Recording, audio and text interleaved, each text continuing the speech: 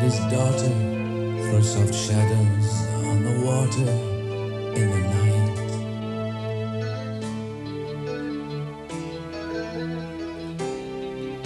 A thin moon slips behind them as they pull the net with no betraying light.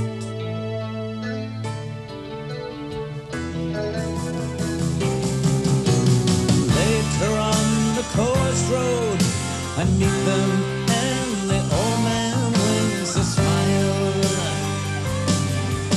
And who am I to fast deny the right to take a fish once in a while?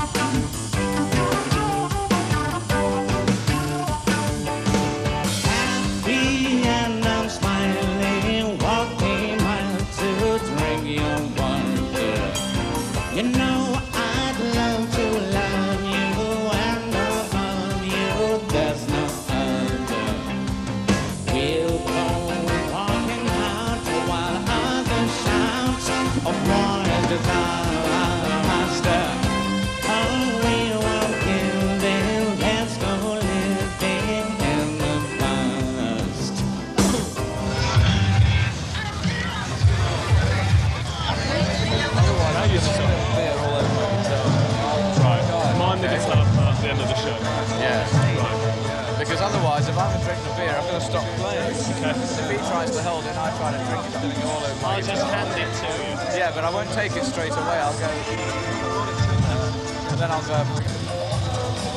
And if we go wrong into rock and roll, it's supposed to be long. And if we're running way over time.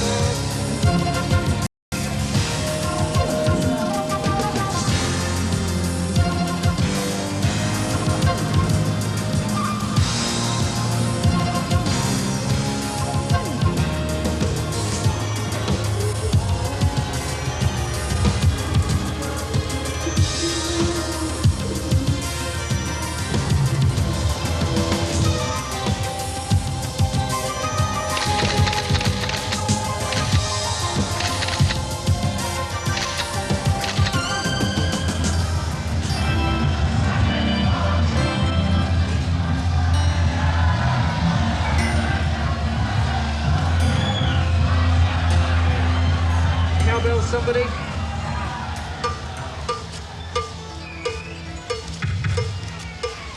Okay. Bongo mic, somebody. Where's that 421? Yeah.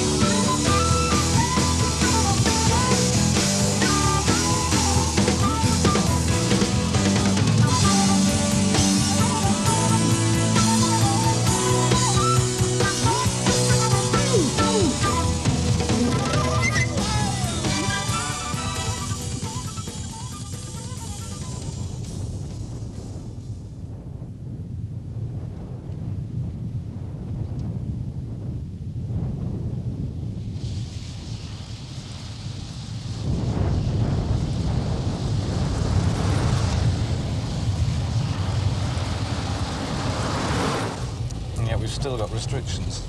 I would like to think that one way or another I probably would have come back to a corner of Scotland, being Scottish by birth. Whatever had been my career, in the 15 months since I did my last sort of major tour, I've just devoted myself really to being up here for 2 or 3 days every week, commuting up from England or commuting down to England, depending on which way you look at it. Thanks a lot, Peter. Hello, Mr. Anderson. Hi, Judy. How are you? Yeah, fine, thank you. Mail? Right. Paper? Potato. Are you hungry? Well, actually, not really. I better get on with things. Is that Yeah. any phone messages? Yes, there's 3. Perfect. You and Hillary, Robert Kelly, and Philip Corn.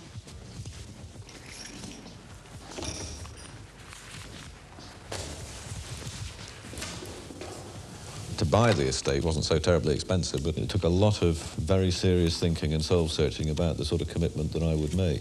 But I certainly didn't go into it thinking that, you know, I'm going to run off to Scotland, have this sort of idyllic life, sitting here in the wilds and composing music, and everything would be hunky-dory. Hello, Robert. Yeah, it's Ian. I've just got in, a bit late as usual. Okay, well, I'm just going to get some coffee and sort out a few things, and I'll see you later.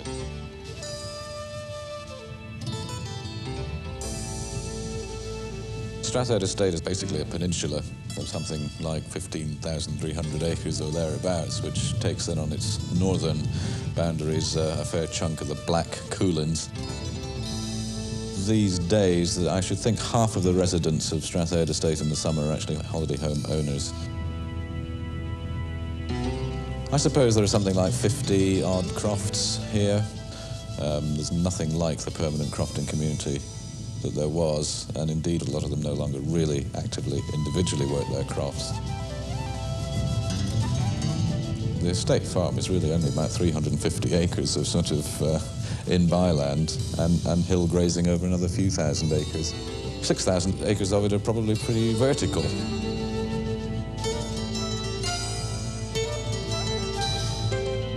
Once upon a time in an aeroplane, I read in one of these dreadful in-flight magazines that are full of nothing, something about farming salmon somewhere.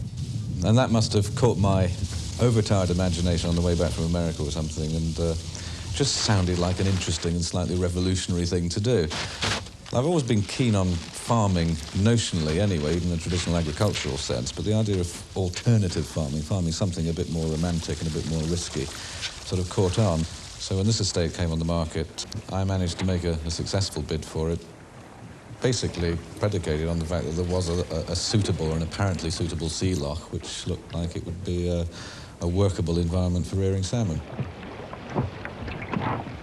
The thing about buying an estate like this is all very well if you happen to be in a period of your life where you're relatively high earning, to say, I can afford to rush out and buy this and maybe even spend a few bob to, you know, tart the place up and make it look nice. But as a responsible landowner, you've got to think a little bit beyond that, and maybe even a generation or two beyond that, and say, well, can we afford to keep this? Is it going to be a millstone around our necks within 5 years' time? Or it's important for me going into this to have some idea of getting income, of making the estate, if not profitable, at least reducing the loss. Ian McKinnon, having struggled to try and keep the hill flock going during the long decline of Strathaird Estate, well, I should imagine he thought it was really from bad to worse as far as he was concerned. We just didn't know what to think, actually.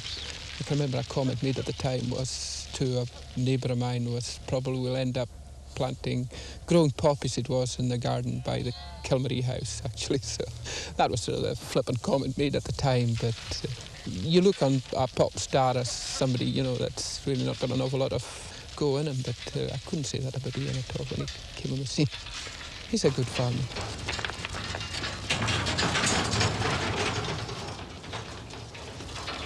I was warned by the late Willie McRae of the Scottish Nationalist Party that, you know, it was a big mistake coming up here by Strathaird. It was a big mistake to be involved in any way with the sort of complexities of the social scene up here, that I would not be respected, I would not be liked, you know, and all the rest of it. I argued with Willie McRae about this and said, well, I just don't believe that people are that simple-minded. Where are these off to? Well, most of them possibly are going down to eastern counties in England. As we're selecting lambs there today for a special market. well, everybody's looking now for this lamb with a bit of length to it, a bit of scope to it, to grow on, get more weight on without becoming fat. And we've got no problems in moving these, no restrictions, no nuclear lambs here. No, we don't. We have had tests done by the ministry, and readings were very low. We've had some lambs even off the farm here itself, and they were giving us readings of about 180 petros per kilo, which is, very low. Which is very low considering the high rainfall we have here. Right. I think if anyone was going to get clobbered, we would, but... I would have thought so, but... They're not glowing in the dark. Fortunately, they're not. No.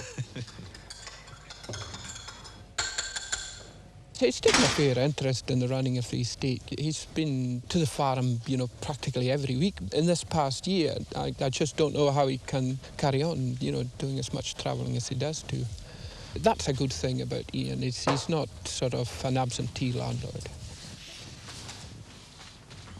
On the credit side, Ian Anderson is here. He's doing something. There is some economic activity, there's some employment, and that is a lot more that can be said for many more of these people. On this estate, for instance, the previous one, the fellow that Anderson bought it from, was a man called David Lewis, who was a straightforward property speculator based in London, who bought it speculatively and thought he could sell it speculatively, and in the interim did nothing. So you have 15,000 acres of this country which lay derelict for the duration of his stewardship.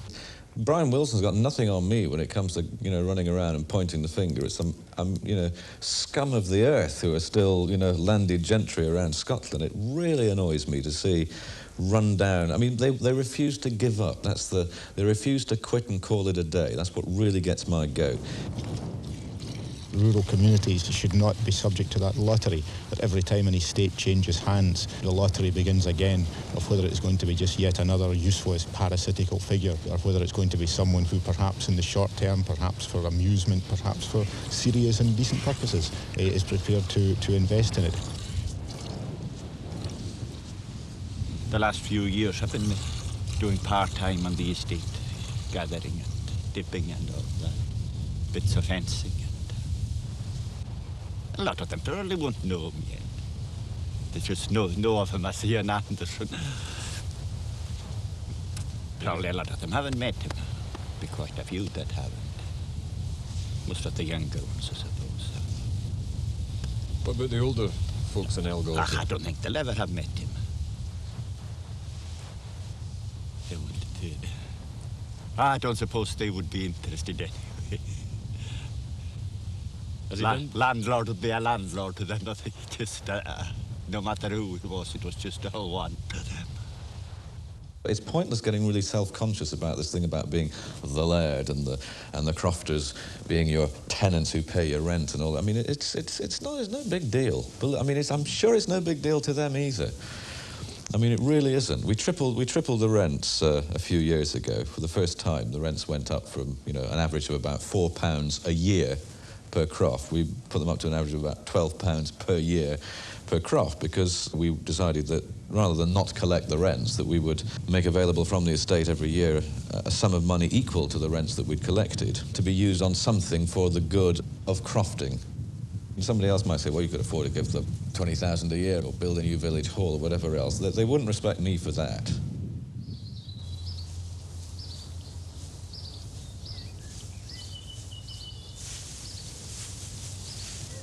The work ethic for the crofting community has always been based on the idea that you don't do anything for too long if you can help it, that you're able to switch and maybe run a few sheep or a few cattle. You might be milking a cow in the morning, or you might not. You might go and pick winkles on the beach, or you might not. Or you might be ferrying tourists across to Loch Carrusk, or you might not. And it's that sort of freewheeling spirit, which on the one hand you can applaud because people survive doing those, bit of this, bit of that sort of idea. They manage to make a living. You can applaud it on the one hand, but at the same time you get the feeling that there are some people who are good workers, who are skilled in certain areas, and yet who never quite seem to buckle down to the idea of getting on and really being successful at a particular thing.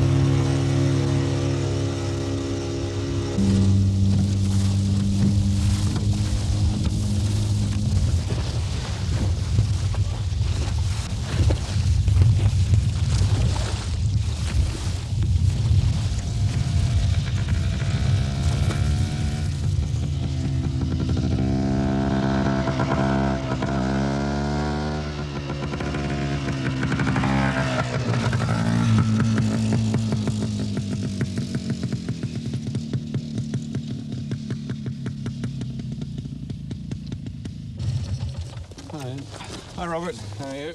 Okay. How are you? Not so bad, good trip. Yes, not too bad. Reasonable day again. How'd you like the look of the new cages? Well, I think they're very nice, but nice if we get rid of that orange netting. Yeah, well, I made a bit of a boo-boo there. I should have got it black, really. Yeah. I used to work for Ian on the road. I was Jethro Tull's toll manager. At that time, I had a very young family, and I used to miss them quite a lot. And I felt that I should be spending more time at home. So I was looking for something completely different, really, where I could be with my family. And at that time, Ian had recently bought this estate, and just started in the fish farming. So I went off and did a year's course at agricultural college, and then came up here. And at that time, there was just one cage of fish in the lock there. Do you miss the rock and roll business? No. We've got 3 or 4 sites now, and I really oversee everything when Ian's not here.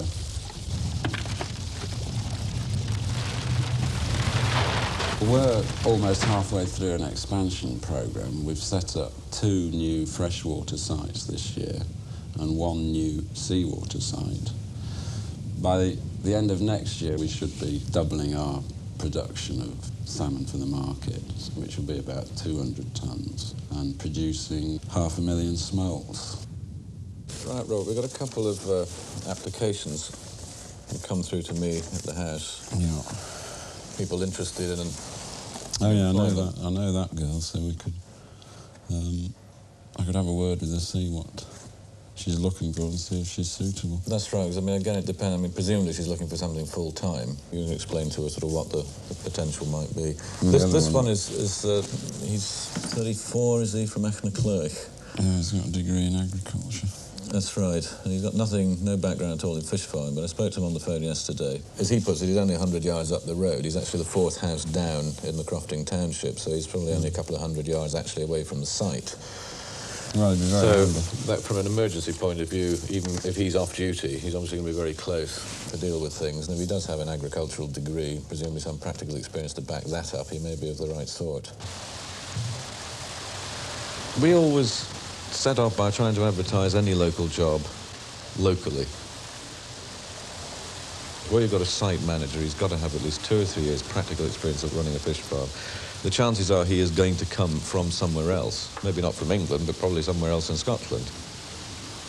But coming in behind all the time to train as site managers for our expanding sites, our increasing number of sites, then obviously we're trying to get the local people to do the job. If you can catch them before they're unemployed, before they're on the dole, catch them before they even leave school, and if possible, persuade them that fish farming isn't just a 100 quid a week plus bonus as a job. It's actually a career. I mean, hopefully fish farming on the West Coast is here to stay. It is a career future for a lot of people who are currently still at school wondering what to do.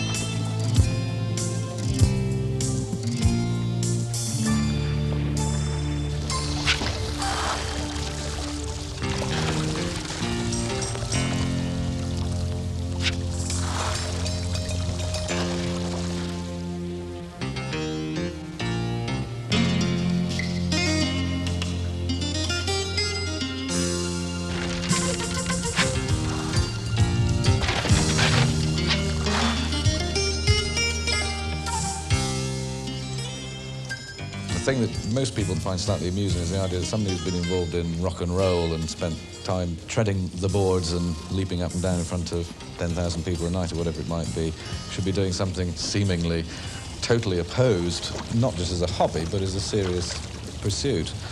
However, I mean, having been doing it now for 7 years, I don't think it's actually so very different at all. I mean, I always think that farming salmon is pure rock and roll. I mean, it's instead of having a production manager, you have a farm manager. Instead of having a road crew, you have your husbandrymen who are out there working on cages.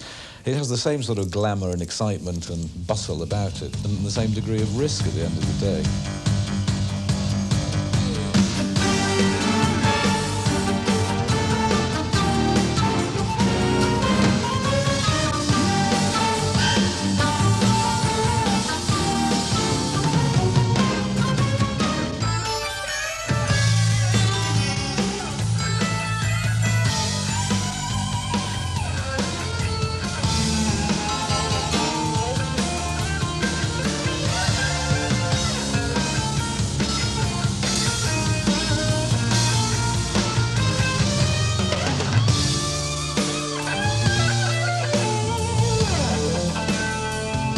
That we will always be the archetypal underground group, which is what we were when we started. And apart from really a brief period in the late 60s, early 70s, where we were, if you like, a pop group, in the sense that we were very much top 20 with singles and albums, most of our career, which is now 18 years or whatever it is, we've been an underground group. I mean, we still play to, 10, 15, 20,000 people or whatever if we go out and do major events, but you ask the man in the street and some people might have heard of us, some people haven't. I think that's great. It's nice to be able to play both ends, to be somehow anonymous and yet when it suits you, you can go out and have people stand up and applaud.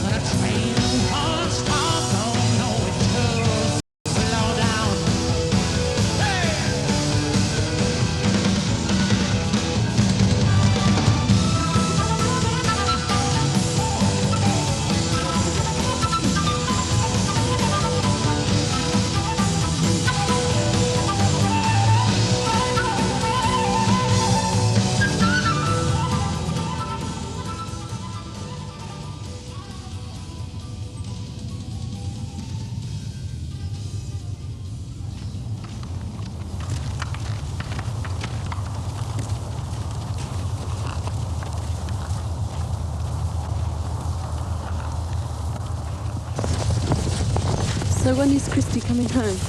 Well, Jill popped in on Sunday and he's got a couple of wolf teeth to be pulled, so it'll probably be the end of the week.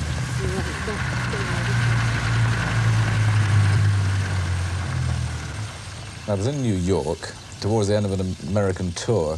We got Country Life magazine flown in, which was our sort of lifeline with normality, to read the estate agents' columns in Country Life. We saw this and several other houses advertised, and we wanted to be somewhere within about an hour's drive of London, but in the country as opposed to in town.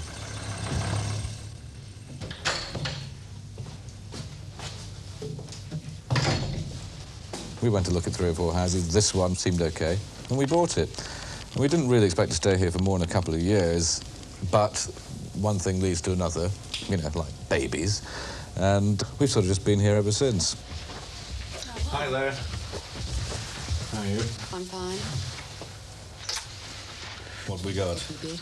I've got some things to sign, for you to sign, and I also had a message, a real complex message from Philip Thorne.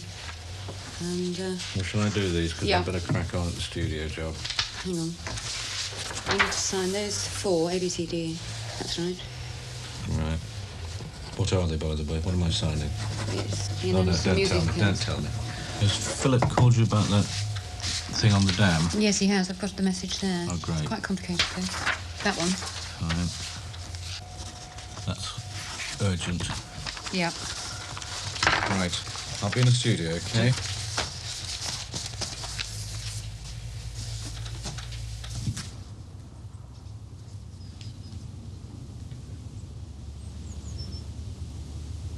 When I was quite little, I hankered after the arts side of things. I mean, I was quite keen on drawing and painting, and not music, because I knew nothing about music then. I don't know that much about music now, academically or formally, but knew nothing at all about it then.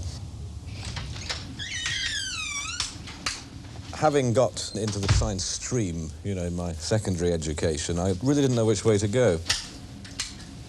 I'm still sort of following those 2 separate sides of my life now. The wistful, romantic side of making music is great, but it has to be supported by a basic technical understanding and technical level of expertise, and I enjoy doing both.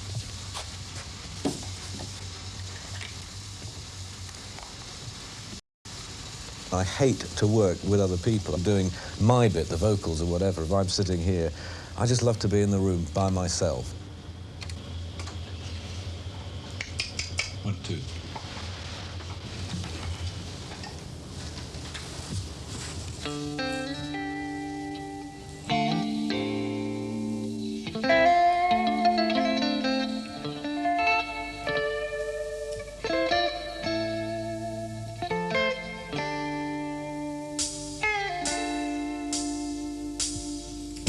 She said she was a dancer. If I believed it, it was my business. She surely knew a thing or 2 about control. Next to the bar we hit the samovar. She almost slipped right through my fingers. It was snowing outside and in her soul. Well, maybe you're a dancer, and maybe I'm the king of old Siam. I thought it through, best to let the illusion roll.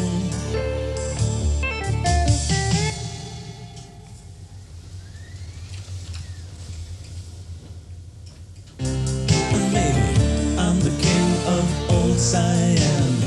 I thought it through, best to let the illusion roll. I wouldn't say I've never heard that thing before, my frozen little senorita. But if your dream is good, why not share it when the nights are cold? Hey Moscow, what's your story? Baby, take your time, don't hurry. Maybe a student of the agricultural plan. Hey Moscow, what's your name? If you don't want to say, don't worry. It would probably be hard for me to make it scan. With a phrase book in her silk soft hand, she spoke in riddles while the vodka listened. I said, let me look out, love, if I might be so bold. It would be silly for me to be trying to be involved in running the farm down here because I don't have that background in this kind of farming. Hi, Dale. Hello. Not too bad. What are you doing? Just greasing this up, ready to make a start again. If we ever can. If we ever can. Well, that's it. Do you know It's far better that Shona gets on with doing that because she actually likes it. She knows a lot more about it now than I do, or I ever will. There's an awful lot I don't know. But I think that's what's so nice about farming. I mean, people who've been in it all their lives and their parents before them, they're still learning. I mean, you never know it all. So it's a labour of love for you? I really enjoy it. Are you managing to turn over a profit on the farm so far? I'm still, as the Americans would say, in a healthy profit-making situation, but I've obviously got to safeguard those profits in the light of the trends on, you know, the excess of cereals produced by this country. Hence diversifying. I think we're going to have to rotate far more than we have been doing and go back to a truly mixed farm that's rotated. And are you left entirely on your own to run the place here? Oh yes, Ian has no interest in this side of it at all, which I think works very well.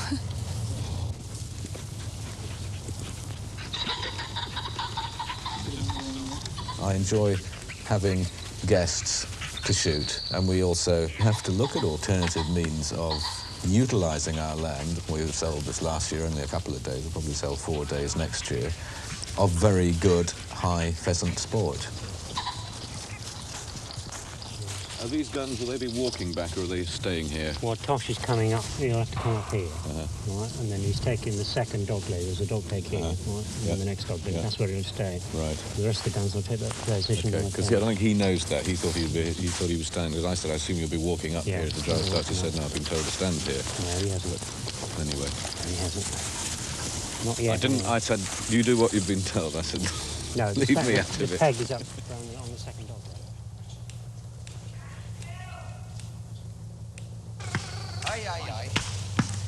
It is a sport when it's done properly. It isn't a wholesale slaughter. I mean, here we don't rear a great many birds. About 1,500 go down every year, out of which we shoot about half. The other half become the wild birds of next year.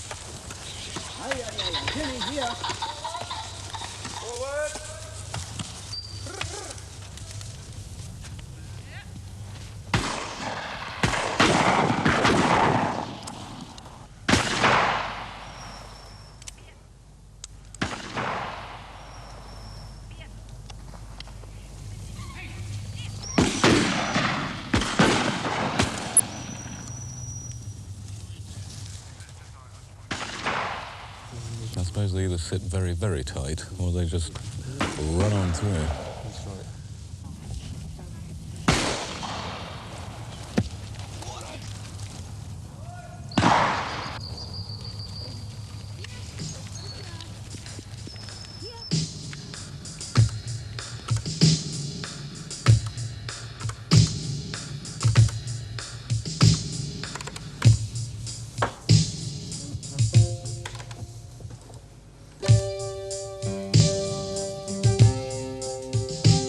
When we started writing songs nearly 20 years ago, I seem to remember sitting in a bedsitter with things like mandolins and acoustic guitars, and back then it was all very woody, and things started from very gentle beginnings and then grew into rock and roll when you actually got into rehearsal. The thing that we have now is, it's like just having a big sketchbook with a lot more scope to explore ideas.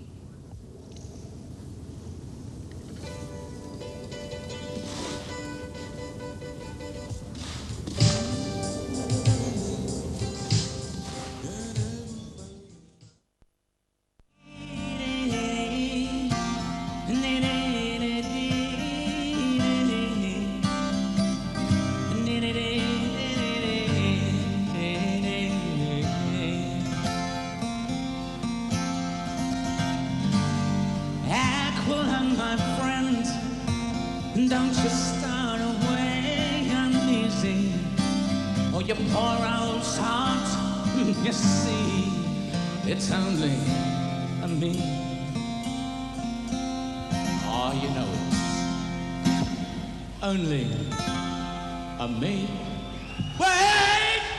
Sun's streaking cold, and I'm now wandering early, taking time the only way.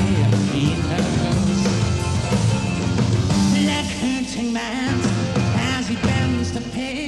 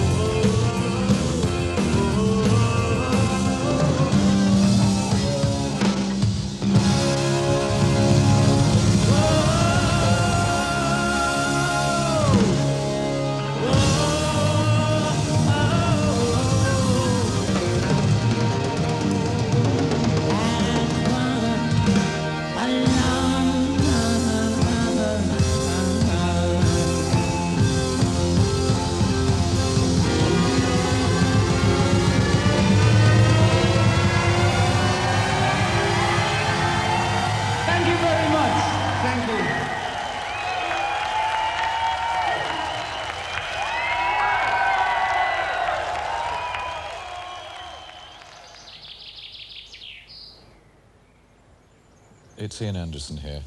How are you? Thought I'd just give you a quick buzz, see how things are going. I noticed up at the dam for a start, you're sort of off that one again at the moment. Oh dear. Right, well I'm hoping to hear something from the HIDB next week about whether they're going to approve this emergency grant for our extra dam buttressing work. So hopefully we'll be in a position to decide fairly soon what the timescale of that part of the operation is going to be. Great. All right, John, sorry to bother you at the weekend. Cheers. Bye now.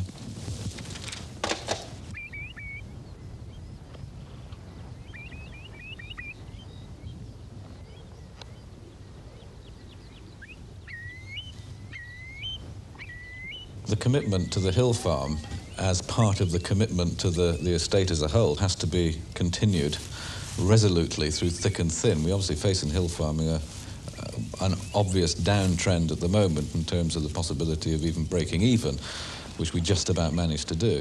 So how did the bull perform then? Well, the bull's done quite well, actually. It's only being a 14-month-old bull, you know, one's got to be kind of easy on him, but he's done his job very well indeed. And hopefully we should get a good crop of calves off him next year. Yeah. We have certain restrictions placed upon us here in farming terms by the weather, by the type of land we have, which is relatively very poor grazing, even our best grazing. You put caravans on it in the south of England. Really, you know, if it's damp at all, and there are rushes there that seem to come back, you know, they're just... It's the harsh reality up here that there's very little you can do on the land.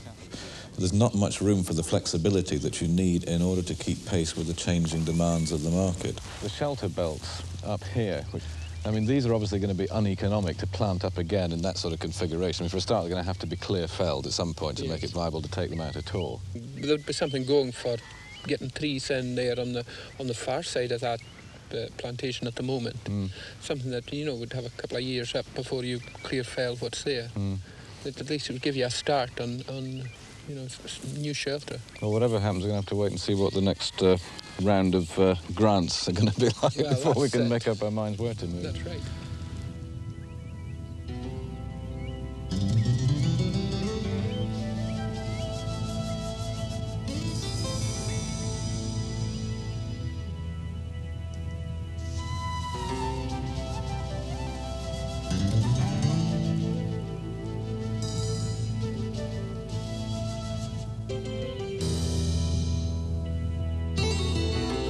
However charitable you might be about salmon pens, cages and the water, they are a bit of an eyesore.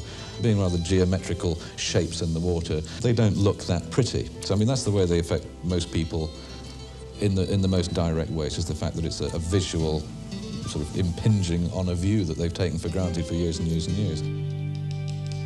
Personally speaking, I don't find them that much of an eyesore in relation to perhaps the option of seeing, you know, red and yellow sailed pleasure boats or whatever occupying the same bit of water, or perhaps people fishing in the conventional sense, prawn creels or whatever else. A fact of life is people out there on the water earning their living day to day.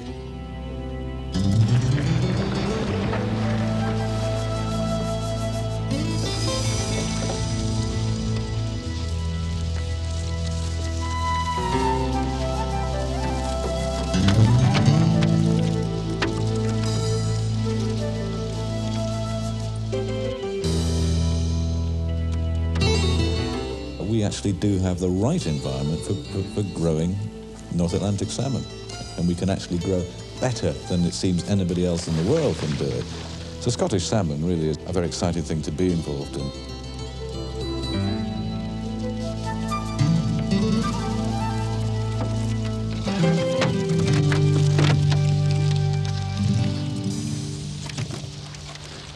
Aye, that's fine, thanks. Take that.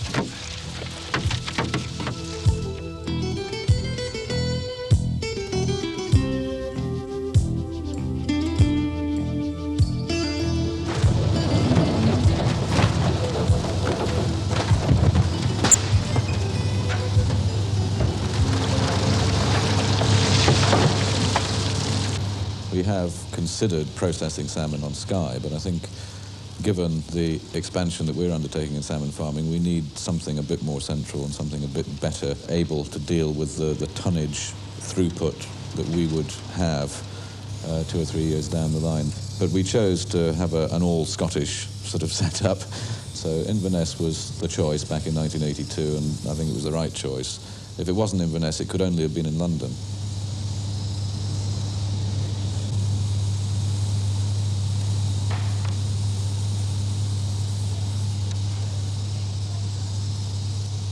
Smoked salmon, competitive business.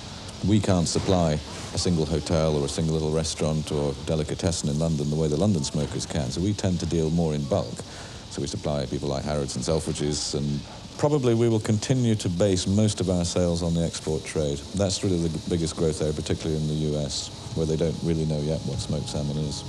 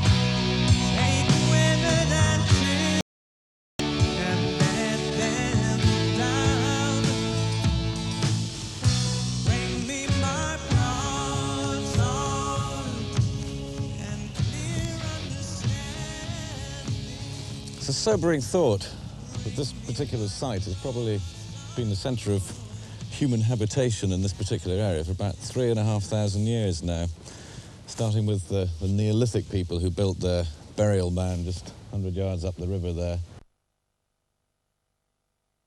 The laird and the big house, you know, which is only in the last 100 years or so.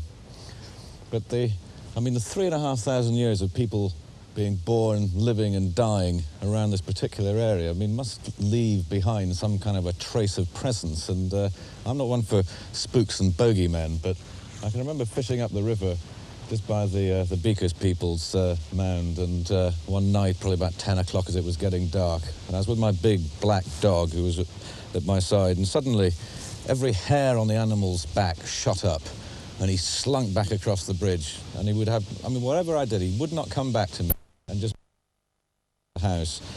And, you know, the hairs on the back of my neck went up as well, like there was 1,000 eyes on the back of my neck.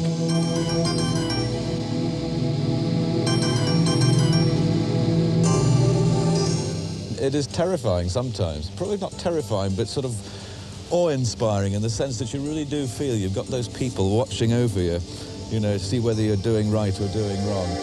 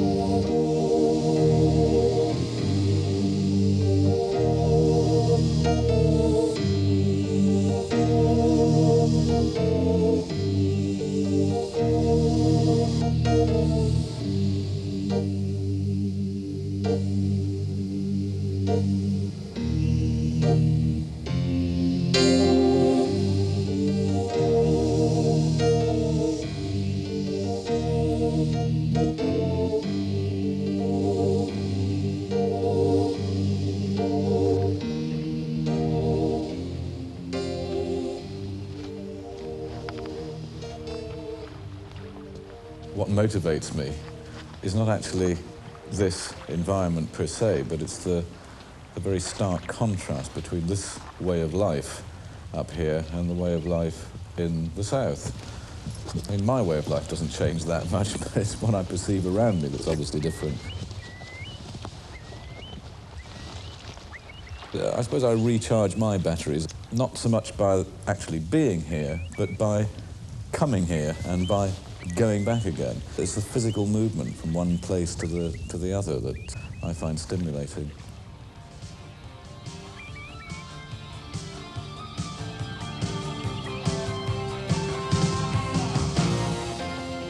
Well, there's a house on the hillside where the drifting sands are born.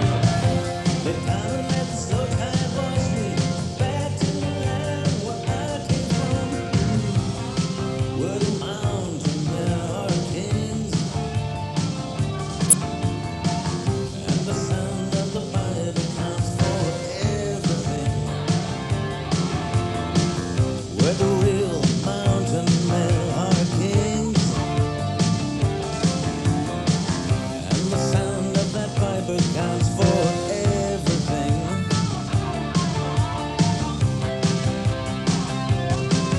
Feel the naked dust beneath my toes, while the future sun calls winds to blow, and the past and present black-eyed crow flies hunting high and circling low between dream mountains of our